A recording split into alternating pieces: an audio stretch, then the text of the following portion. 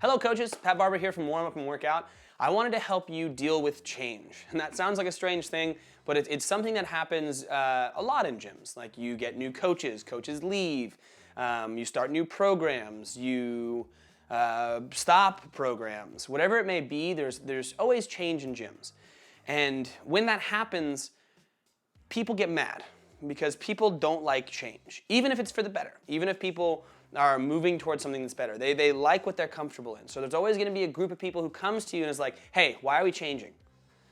Now the biggest thing I can offer here is confidence and reasons. So as an owner, as a coach, whatever happens, you need to have a buy-in into it.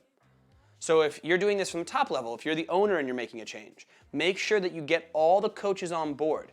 That's going to allow a much smoother transition, because then when the clients come to them, there's not one coach who's like, yeah, I also don't like it.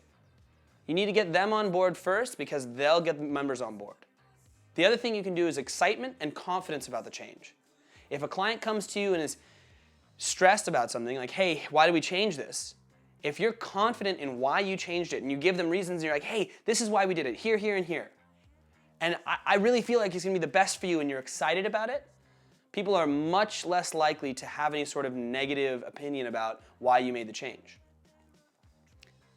Lastly, what I offer is, if it's a programming change or if it's some sort of change that's going to affect their training, have them keep data. So come to them and be like, hey, what's your logbook saying? I want you to take that logbook and I want you to trust me. I want you to keep track of what happens over these next 3 months.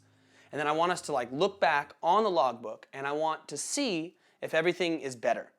If it is, then awesome. We can high five and chest bump, we'll call it a day. If it's not, or if it's the same, then we'll reevaluate, absolutely. The biggest thing out of everything though is to validate their feelings. Validate the person who's coming to you feelings like, hey, I hear you. I understand. This is it's a hard change and I could totally see why this would be frustrating for you. But I want you to know that we're doing it for the better and we're going to try it out, and if for some reason it doesn't work, absolutely, we can discuss a way to make it even better.